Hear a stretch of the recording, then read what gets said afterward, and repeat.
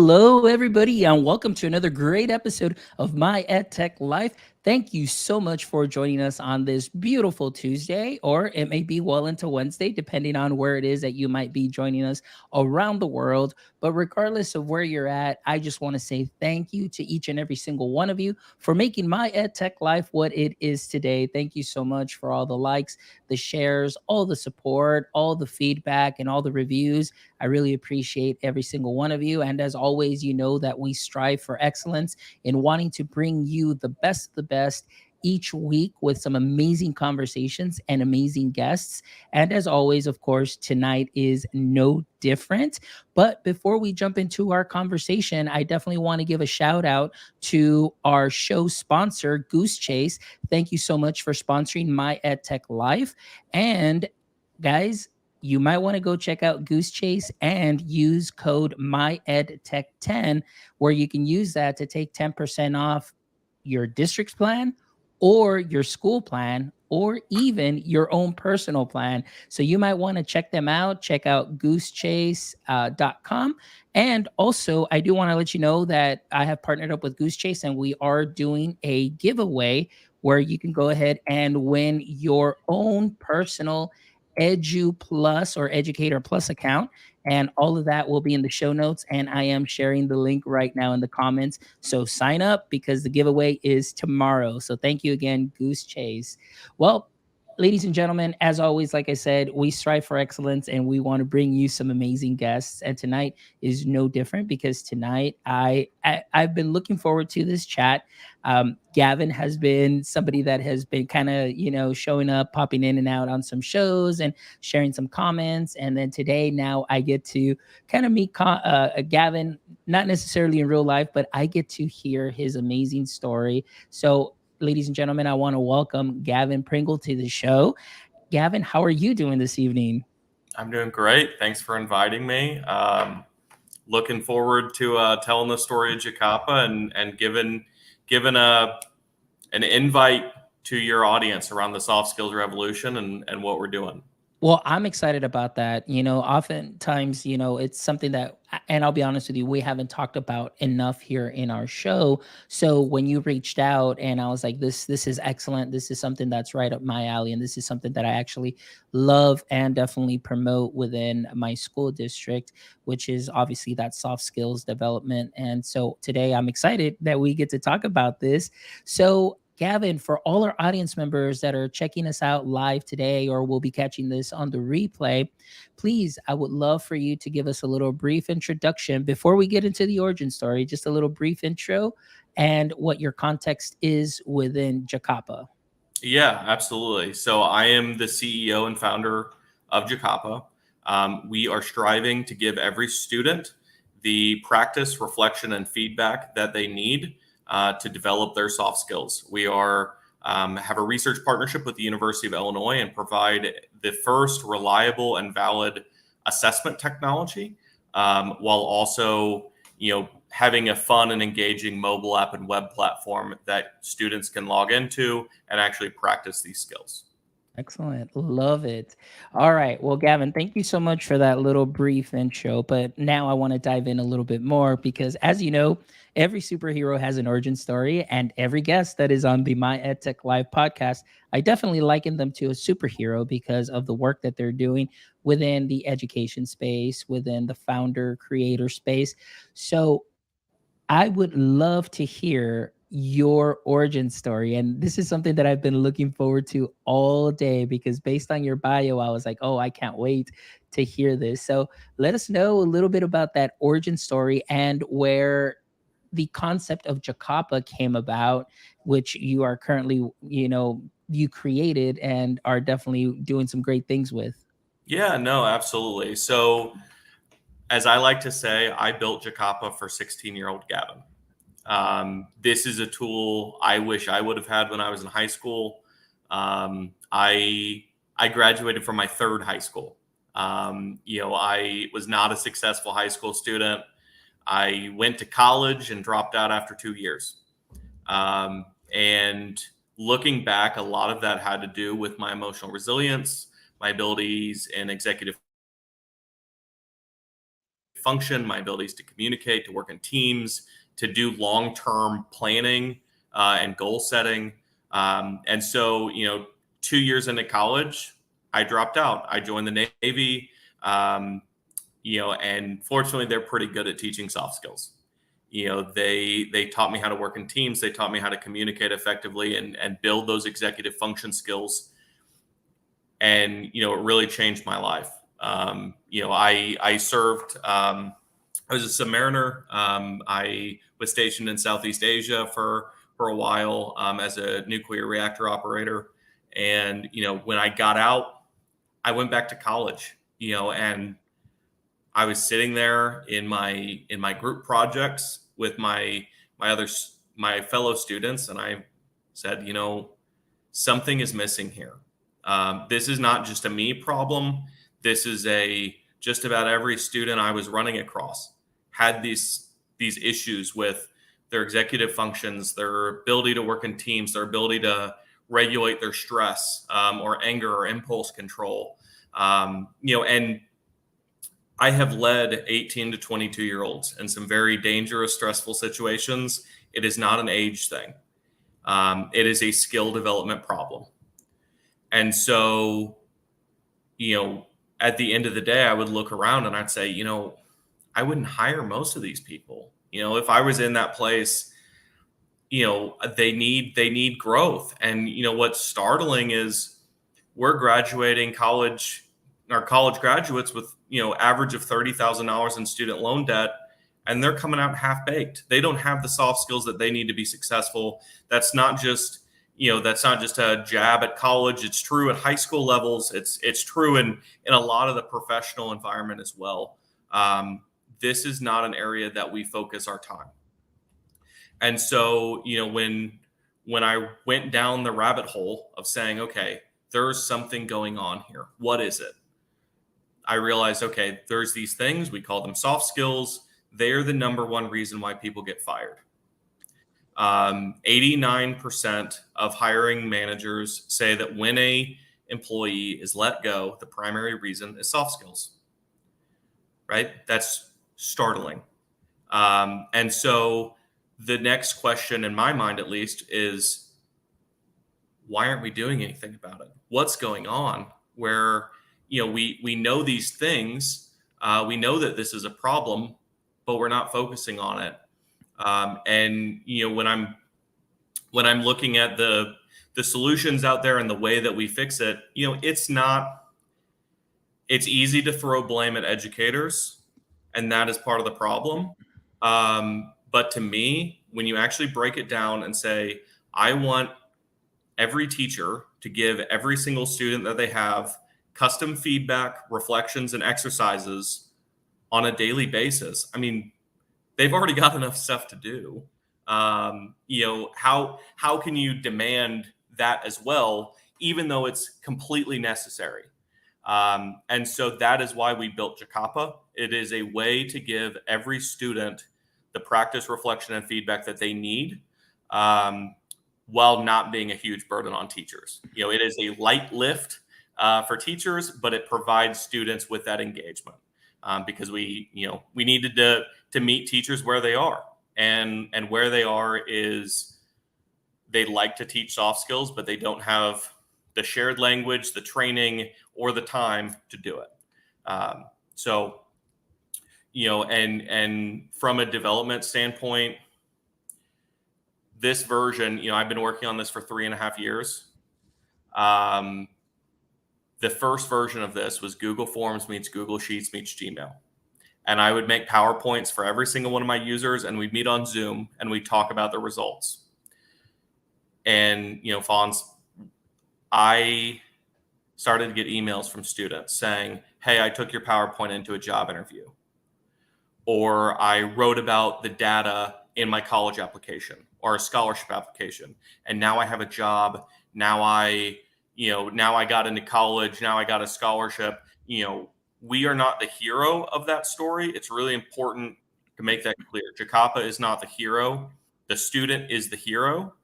We are their trusty sidekick. We're Yoda. in that can help them elevate and empower them in whatever journey that they want to go, whether it's employment, whether it's college, whether it's the military. We are a beneficial tool for helping them get to that next step. That is great. And everything that you described there, there's definitely stuff that I want to kind of revisit and unpack, but one of the main things that you mentioned is I love the way that you describe JAKAPA as a light lift. And taking into consideration, I love the fact that you did take into consideration like teacher workloads and how teachers may feel because they've already got a lot going on. So that light lift definitely will go a long way. But talking about, the soft skills that you're talking about here on your website, it says here, you're talking about self-management, innovation, social engagement, emotional resilience, and cooperation. That is definitely a lot of what I see that we would definitely need more of or benefit more of within our classrooms, and especially even prior to pandemic, even now more so during post pandemic. It's we're seeing some things that have come up that normally weren't there before, and of course it was just kind of heightened after we were out for pandemic and so on. So I'm glad that there's options there. And one thing that I did want to add because is or because of certain programs that maybe certain districts are using, there it's still very teacher centered, and the teachers may be expected to kind of start a conversation and keep that going, but at the same time, them not being maybe a subject matter expert within that realm specifically, they could definitely use some support where there is something that is already in place that can take care of those things in a way that is meaningful and intentional for students, and that can help in all of these areas. So I definitely love what it is that you're sharing here through JAKAPA, and definitely I want to unpack a little bit more about it with this next question. I know you mentioned that you were serving in the military, in the submarine. So I want to ask you, you mentioned 16-year-old Gavin. So 16-year-old Gavin graduates from third high school, goes into the military. And so how did you learn about maybe your need or learn, like you mentioned about soft skills? When did that kind of start growing on you? And then, like you mentioned later on, like there's something here and there is a need. Can you take me through that process and that story? Yeah, no, and I'm gonna just keep harping on this throughout the podcast, I'm sure. But my favorite my favorite term is practice, reflection, and feedback. That is how you develop skills. And when I joined the Navy, that is what I got. Was it starts with feedback. It starts with peer reviews and professional development reviews, and your chief telling you when you did something well or not well. It starts in boot camp. It starts at the divisional level all the way down to just your shipmates. But from there it leads to practice. You are given things that you are supposed to improve upon, and you are expected to deliver. And when you do not deliver, you get that feedback again. That cyclical feedback journey. And part of filling that gap and completing the circle is the reflection piece. Why are we in this position? Why are we not meeting expectations, or we are meeting expectations? It's a personal growth journey. And for me, I didn't drop out of college and join the military and say, it's because of my soft skills. That never crossed my mind. What crossed my mind was, I need to do something else. I don't want to, take out a bunch of student loan debt when I don't know what I'm supposed to be doing with my life. So let's go, get a skill, join the Navy, see the world. But in that process of developing these skills, in that process of getting feedback, it leads to reflection, and you start to realize, hey, really hard time with managing, keeping motivated over a 16-week class, continuing to do homework, continuing to study for tests. I'd start out really well, and then towards the end of the semester, I don't care anymore. It's over. You start missing assignments, you start getting distracted. That presented itself in a number of ways. This long-term goal attainment I really struggled at. So through that reflection, I started to realize, okay, there is this soft skill problem. And to your point, it really was the perspective change that I brought back from the military back into the traditional college environment of going to classes and seeing a deficiency. That's what started me thinking about, okay, what do we need to do differently? How can I make a difference here? Because that is, when we're talking about entrepreneurship, like we did right before this call, entrepreneurs are problem solvers. That's what we do, and for soft skills, critical thinking, innovation, problem solving, it all ties into that. We are problem solvers. I had a perspective change. I went back, I noticed that there was something missing, and it's human nature to say, I want to solve this problem. There you go. Um, Yeah, and yeah. you hit on a lot of things there too as well. I guess from my standpoint, in seeing this, and again, working as in education, did 11 years in the classroom. This is my sixth year, sorry, as an instructional tech. So I get to see it all from that overarching view. And the soft skills, we talk about it often. It's something, it's a word that kind of gets thrown around, but then at the same time, there isn't really a solution for it. It's, we talk about what we need to do, but finding a method or sharing something with a teacher on how to do it, that's something that's going a little bit different. And then when we do bring somebody that may be able to help and may be able to support, usually it kind of all stays within one level, and sometimes it doesn't really make it out into the classrooms to be something that'll be highly effective, not only for teachers but for students as well. And I honestly, with your story and what you're telling me and how you saw that problem, I'm you saw it at the college level. I'm seeing it down here, also in the K-12 space, and I'm sure that you're seeing it in the K-12 space too, as you continually do your research and so on. But I absolutely agree with you that there is something there that we need to do a little bit better. Now, and while I was in the classroom, one of the things that I love though is I actually create a community within the classroom. And then, of course, the types of assignments that I would give, it was like, here's your rubric, it's really hands-on. And then the students would go ahead and create something in the modality that they, felt most comfortable with, because I really cared about the content. So, even during that time, the students developed some great skills. And again, I wasn't a pedagogical expert at the time, and I still am not. But at the time, I didn't realize that those soft skills were developing, because I didn't know they were soft skills. I was just like, oh, my kids are better communicators. They're learning a lot better. And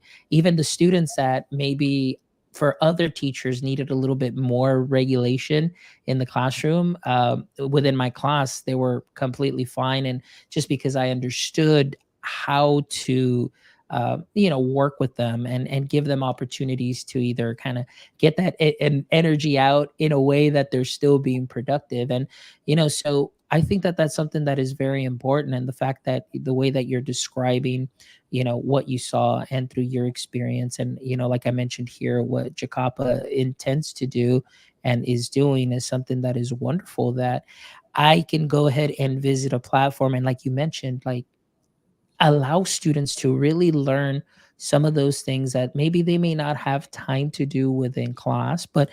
access through an app, or access, through the web, in a way that they can go ahead and take that ownership of their learning, like you mentioned.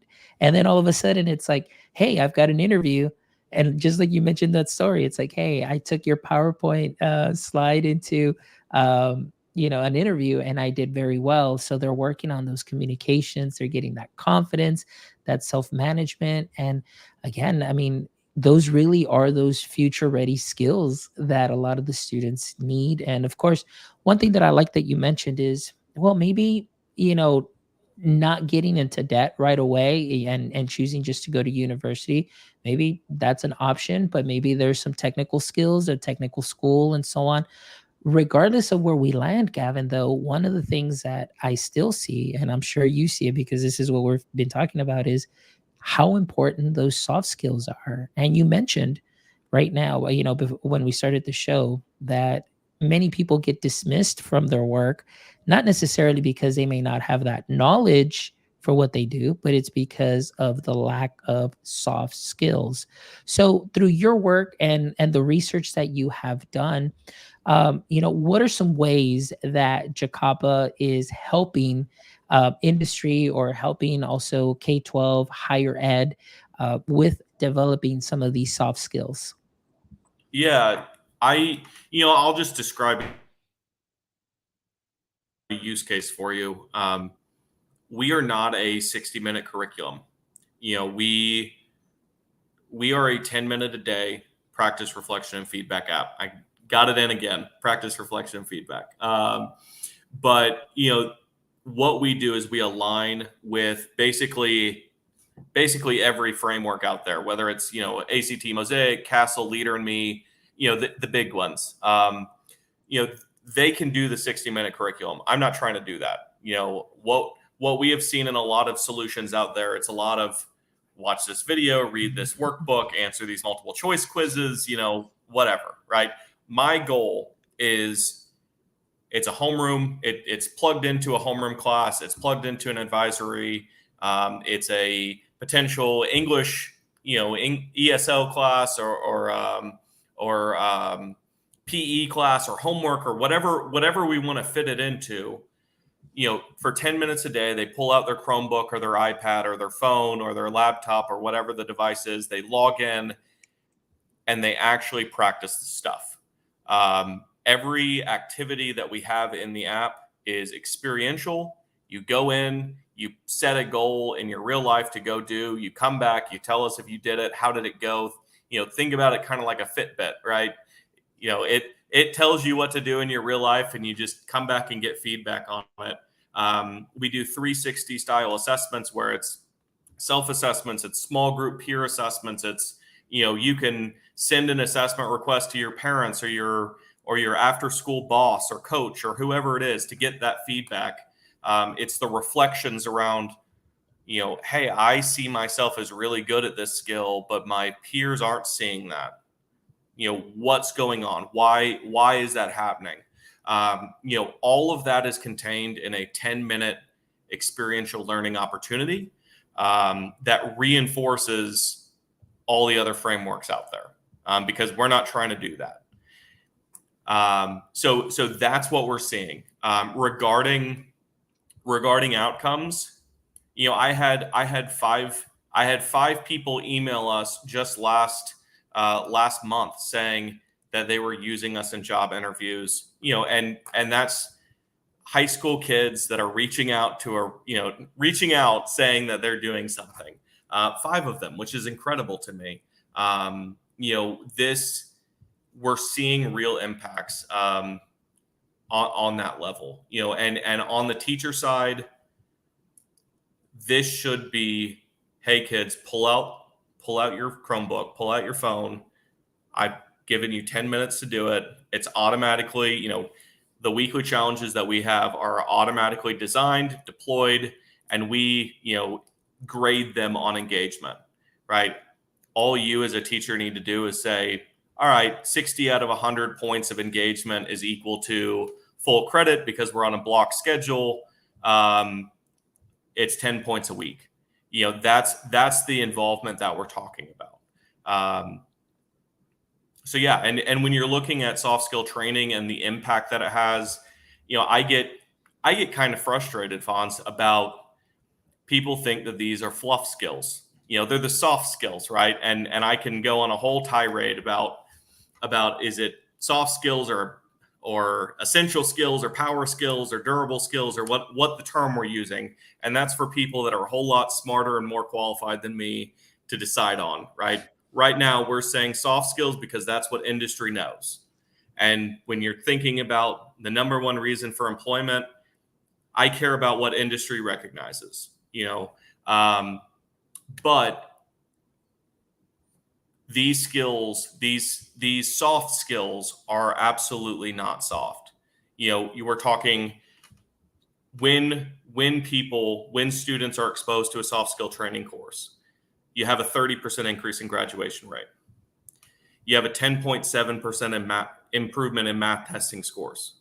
Your GPA, your course completion, your behavioral problems. I mean, 84% of school districts across the country right now are reporting significantly more behavioral problems than they had pre-COVID. This is something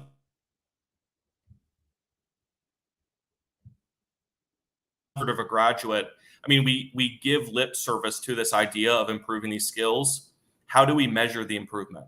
How do you actually get skill improvement going on?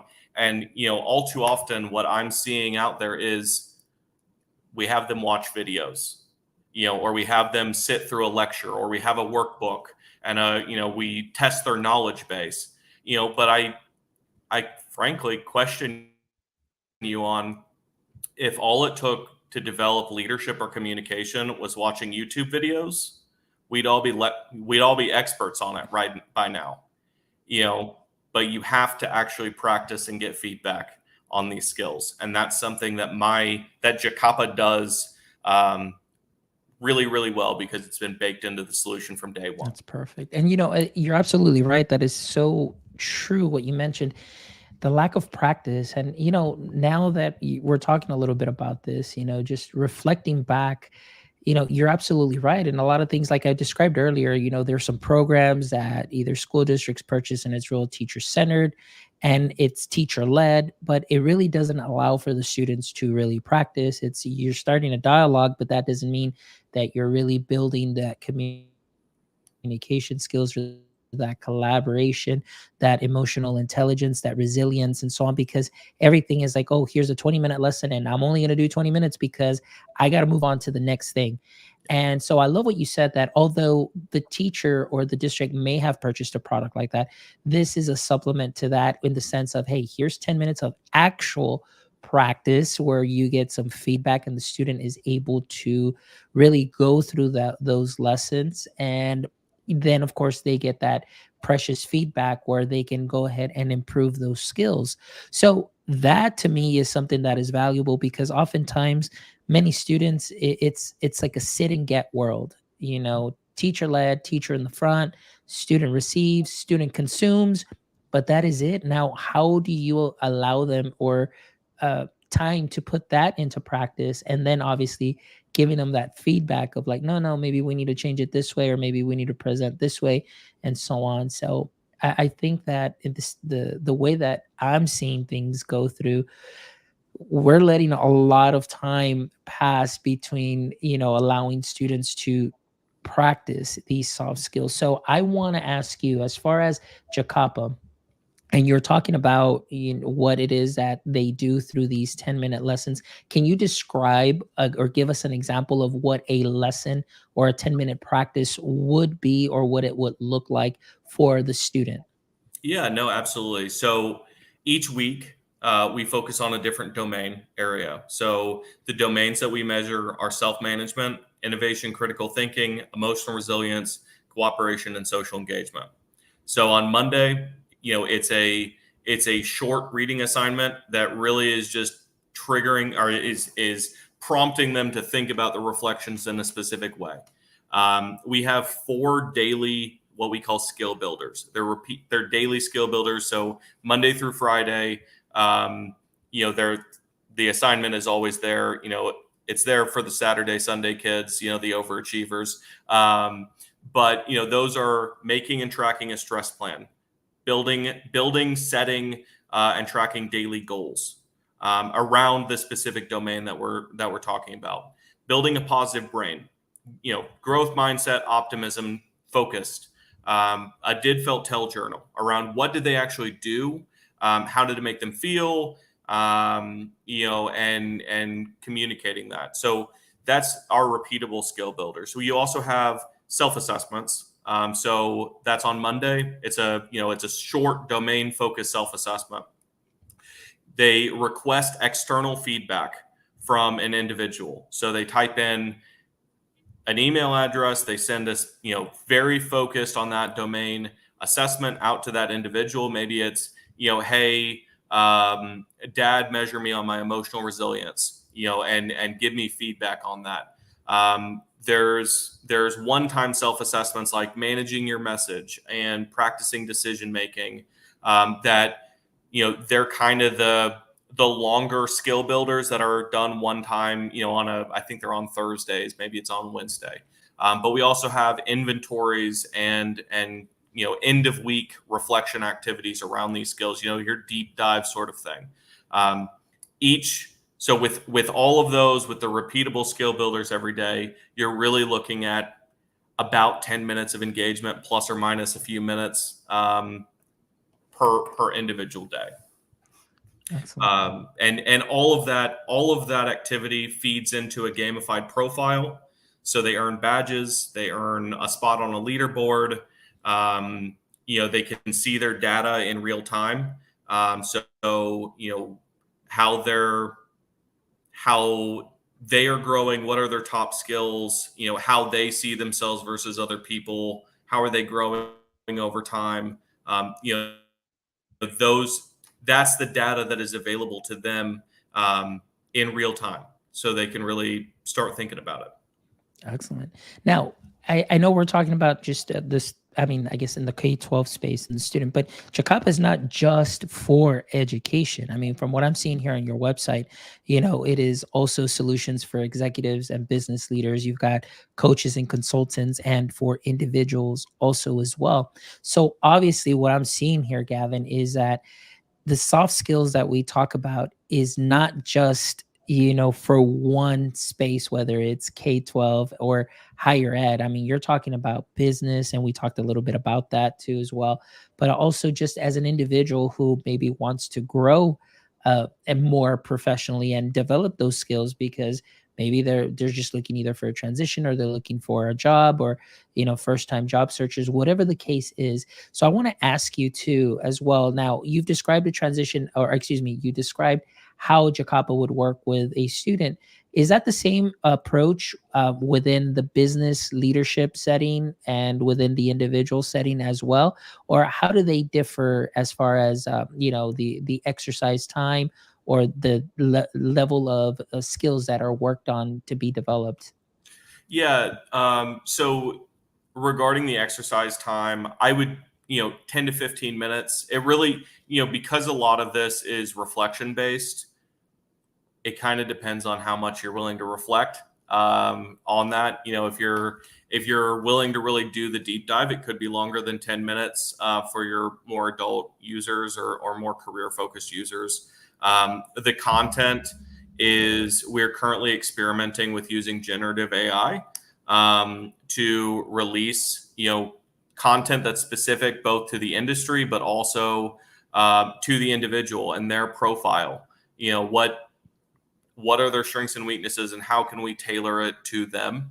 The dream of JAKAPA is, right now the youngest we can really go is sixth grade. We're a middle school and up product, and really that comes down to reading ability. When you drop down too much below sixth grade, you start to have some students start to have concerns about reading comprehension.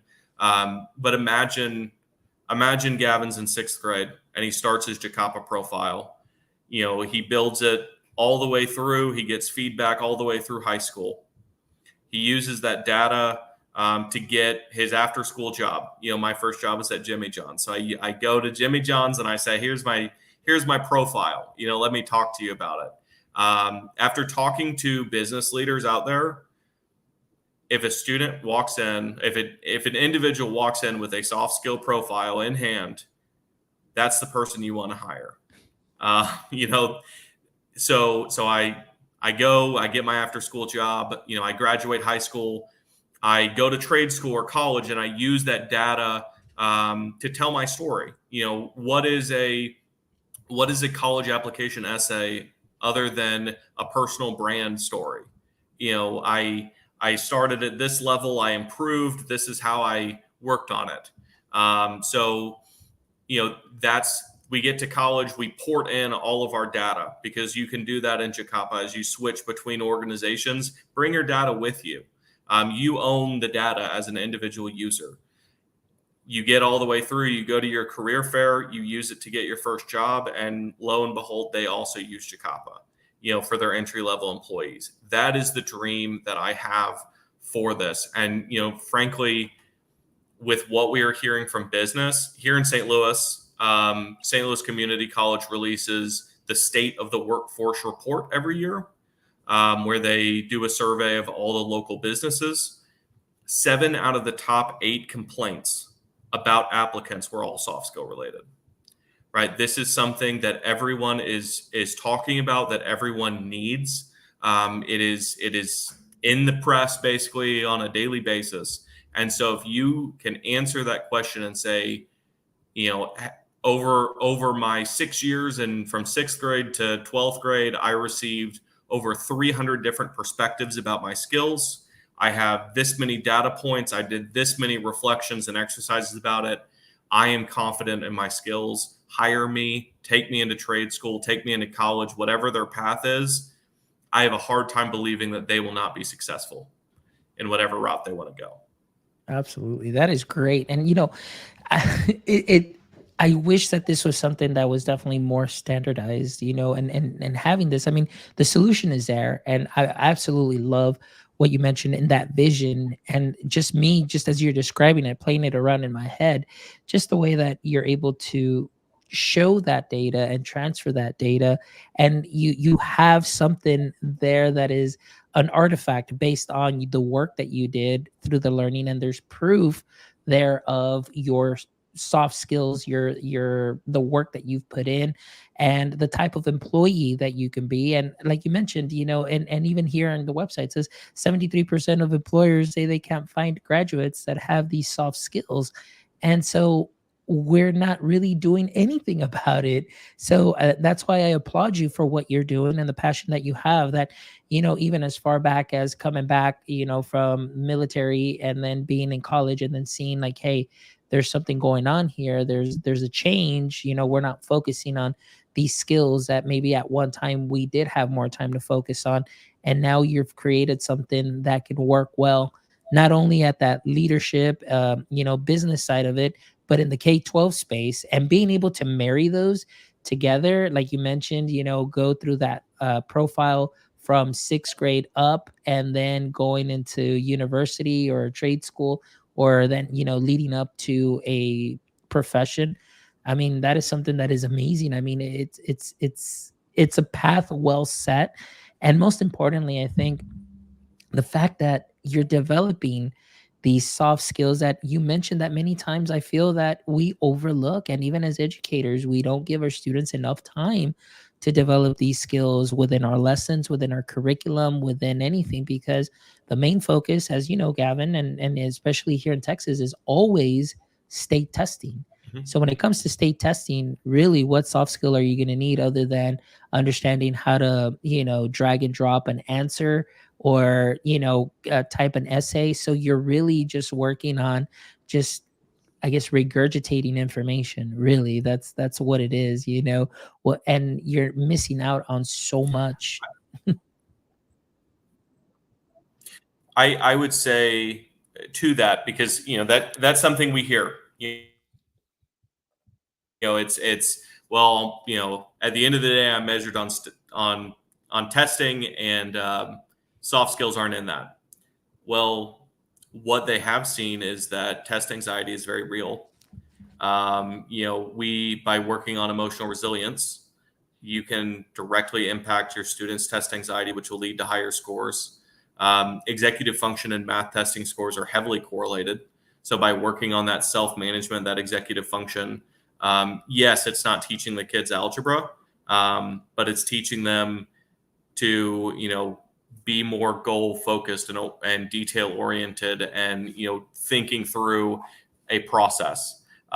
So I mean, that's something I hear on I wouldn't say a daily basis, but on a weekly basis for sure is, you know, how does this impact testing? Well, it's not something you are going to be tested on. That is true. But, how many, I don't think an extra hour of math class is really going to move the needle. I do think that improving student self-management skills will move the needle.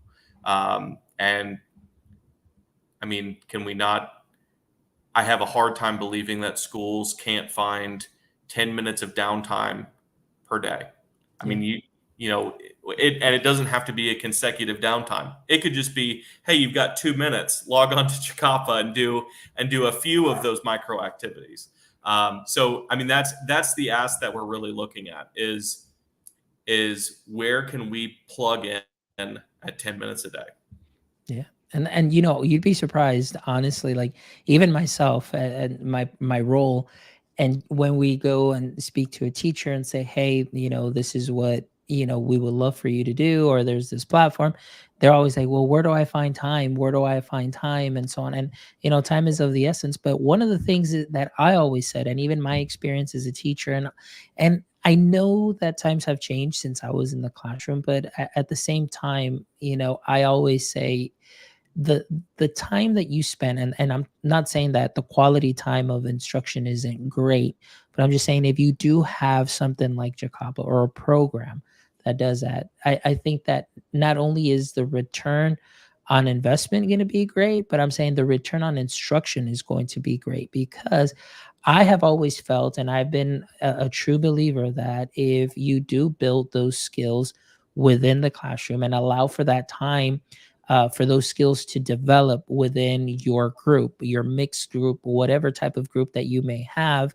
I would oftentimes spend the whole first week not even teaching, really just getting to know my students. And everybody's like, oh, you're a week behind. You're a week behind. I was like, it's all right. I'm good, because the return on instruction is going to be great, where I have already built our team within our classroom. They have those skills. They know and learn a little bit of just how to self-regulate, and I'm guiding them, that I'm able to do more later on than just going straight through and not allowing for any of that time to develop some of these skills, and especially the communication skills and the regulation skills and so on. But I love the fact that you said, hey, 10 minutes. If I was back in the classroom and had this available and just say, hey, all it takes is 10 minutes, oh, I can make it happen and I can make it work, because I definitely see the potential, because I know that that's going to help me in the long run as I go on through the year. But not only is it going to help me, I'm going to definitely see a visible difference from how my students started at the beginning of the year till how they ended at the end of the year. And I always tell teachers, and I'm a big believer in those digital artifacts, being able to have a report on hand, that when I do go into a meeting, whether it's a meeting for a student who may need additional supports, or student, whatever the case is, I can say, look at how the student is doing, look at where they were, look at where they are now, and maybe the student might possibly be able to exit a program, or they say like, wow, we've seen significant growth here. The child may just, maybe will lessen the support here, because that child has built up, or the student has built up those skills that really help in the long run, the classroom skills, the knowledge based skills. So I absolutely love this. I am really excited about this, Gavin, and I just really appreciate you being here and sharing. But before we kind of wrap up and everything, I have to ask, and this is a question that maybe others might be wondering, or maybe not, but I know I am. The name JAKAPA, where did that come Yep. from? So JAKAPA, as I said, I stationed in Guam, which is Southeast Asia. I fell in love with the country of New Zealand. we would go there when you're already out in Guam. You should go, see Southeast Asia and see Australia, New Zealand while you're there. And JAKAPA means go team or yes team in Maori, which is the Aboriginal language of New Zealand.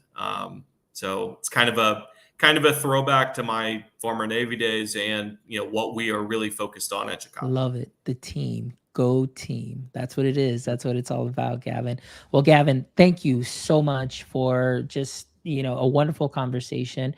And most importantly, too, Gavin, I want to say thank you for the work that you are doing. I know that obviously, being a founder is not easy, an entrepreneur with a vision, finding a problem and finding that solution, definitely not something that is easy. However, I do want to commend you on what I have seen and what I have heard, and obviously going to your website. So I, recommend everybody go visit jakapa.com. All of that will be in the show notes as well. So make sure that you do go visit that website, and you will find some contact information for Gavin as well. If this is something that you all may be interested in learning more about, whether it's, at the business side and leadership side of it, or if it's on the educator side and in the K-12 space, definitely reach out to Gavin at JAKAPA. And I'm sure that he will be delighted to go ahead and speak with you. And I just let him know too that, hey, I heard you on my Tech Life with that guy Fawn. So, I'm sure that he'll definitely, make some time for you. But again, Gavin, thank you so much. I really appreciate you. But before we go, Gavin, I always love to end the show with the following 3 questions. And I know I put them there in the calendar invite. So just that way we don't catch you off guard. But here we go. So, question number 1, as we may all be familiar with, kryptonite was Superman's greatest weakness. So, anytime there was some kryptonite that kind of weakened Superman, kind of just, made him lose some of his power. So, I want to ask you, currently, in the current state of education, what would you say might be your current edu kryptonite? Standardized testing.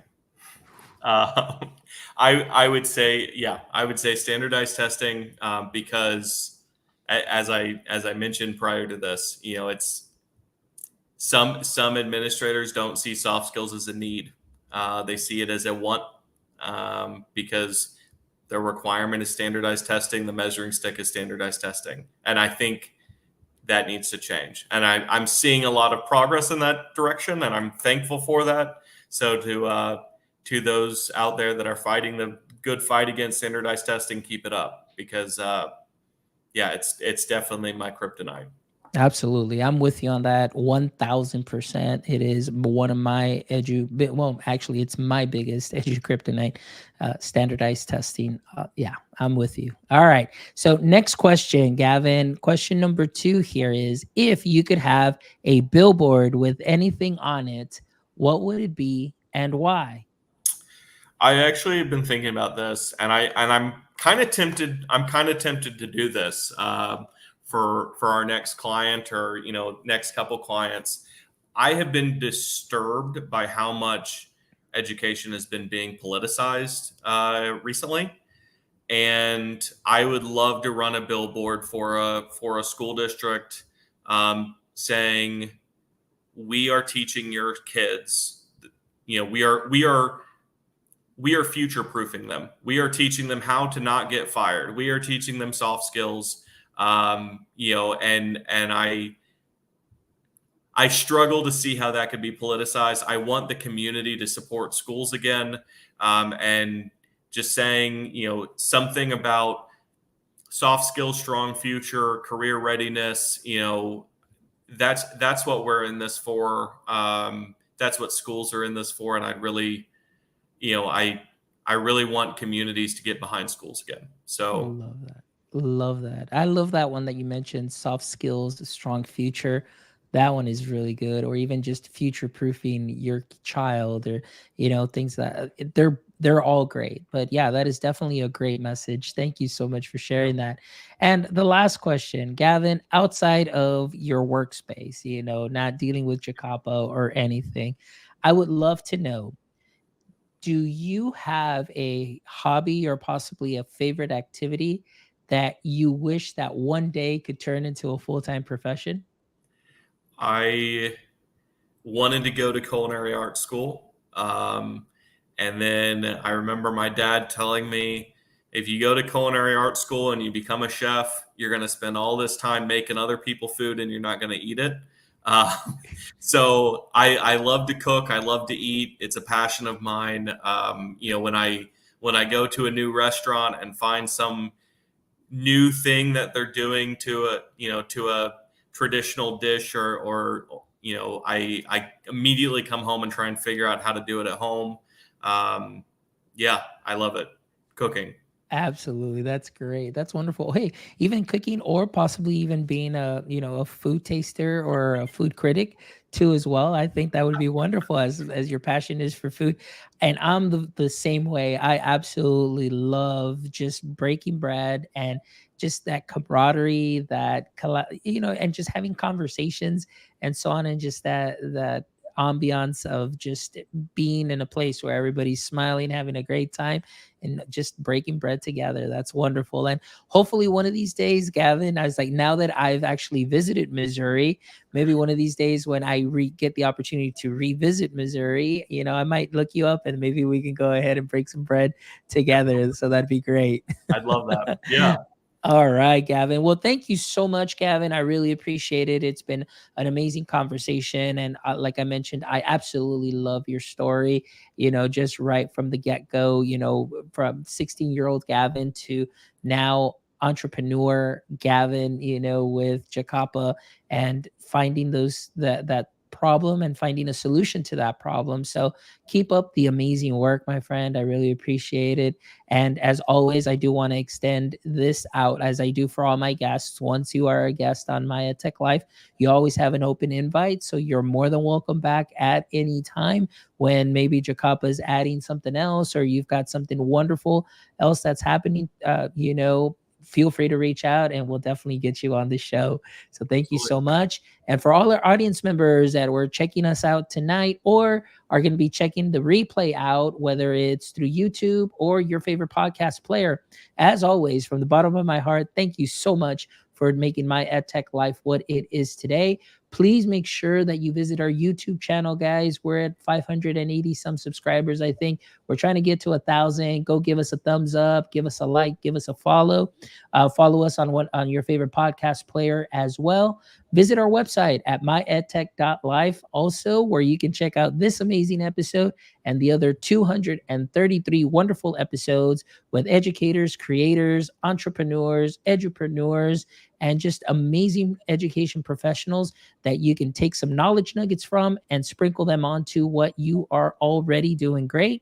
And also, if you'd love to contribute to our mission, please stop by our merch store. You can grab yourself a cap, a sweater. We've got some nice mugs. We've got some nice shirts. And all of that goes back here into the show so we can continue to bring you some amazing conversations week in and week out, guys. So thank you so much.